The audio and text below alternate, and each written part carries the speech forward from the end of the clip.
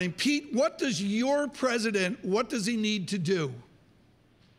Well, what the president needs to do is, number one, he just needs to, he needs to address the allegations that have been made to him. But more importantly, what the rest of the people here in America need to do is they need to step back and let the facts come. I spent, 10 years working on the Intelligence Committee.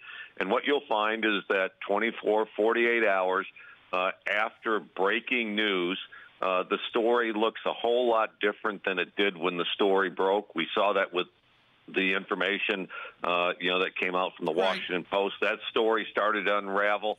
So let's see what happens with this New York Times story as the administration has time to respond to this late afternoon breaking story. Pete, give us some breaking wisdom here on what an intelligence committee study does versus a special prosecutor. Why should we go through the politics and avenue of Capitol Hill versus doing a Watergate path? Well, because we're not anywhere close to the point where we have a Watergate path. It's absolutely outrageous that people are even comparing this to Watergate at this point. The only crimes that have been committed, again, even yesterday, was or the last 2 days, have been people in the intelligence community or the FBI leaking highly sensitive or very classified data. Those are the crimes that have been committed. The other ones are just interpretations or allegations with no proof. Okay, but those leakers, I mean, I get the idea, and I understand there's certain networks that are really, really focused on the leakers. What is our history of going after leakers? It's not been very good. Thank you. I think during the Obama administration, it's been difficult to find and identify these leakers. I think on the Washington Post story earlier this week, because there were so few people that were actually in the room and so few conversations probably after the meeting, they may have a better opportunity to actually find this leaker than they have for others. But no, it's historically proven to be very, very difficult to find leakers. Right.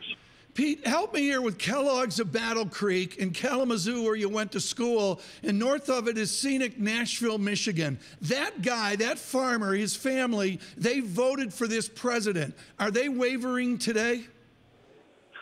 No, I don't think so at all. I mean, number one, I'm not sure that they're following everything in Washington, D.C. It's one of the things you find out when you're a congressman and you're in Washington. You think everybody in America is focused on what's going on in Washington. They're focused on, on you as a congressman. No, right now they're getting ready for a great summer. They're getting ready for a tourism season. They're getting ready for a planting season. They're worried about what's happening with the automobile industry, what's happening with sales, what's happening with inventory.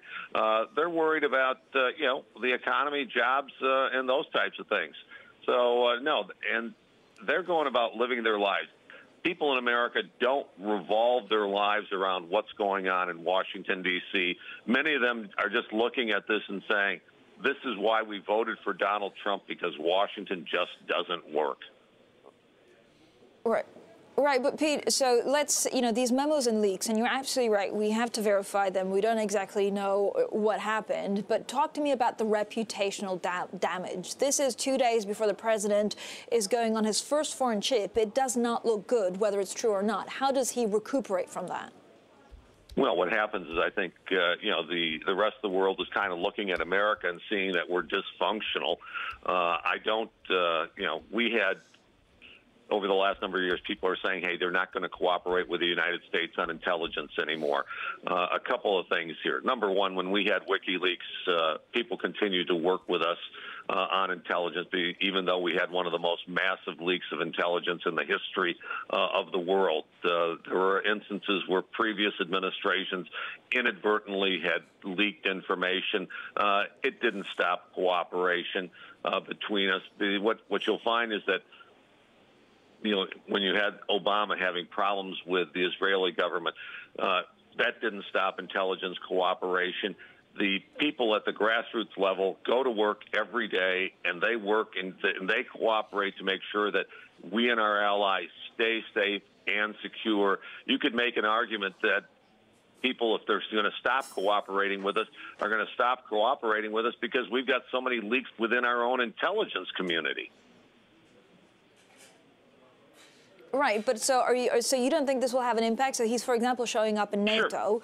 Sure. Will they be more cautious in sharing intelligence with the president or not? And does that hurt, again, whether the memo is true or not, does that hurt, for example, the fight against terrorism? Well, number one, we haven't even established that the president compromised classified information. I think the rest of the world, and you're in a better position to make this judgment than I am. You're sitting in Brussels, but I think that they're going to recognize, number one, that Donald Trump is the president of the United States of America, that President Trump is embroiled in, very much in politics back here in the United States, and there may be some questions about how effective he will be at governing. But they recognize that, I would think that they would recognize that, there are issues that need to be dealt with this president, this administration that benefits all of us, whether it's national security, whether it's the fight against ISIS, security in northern Africa, the Middle East, trade and those types of things. We need to focus on those things.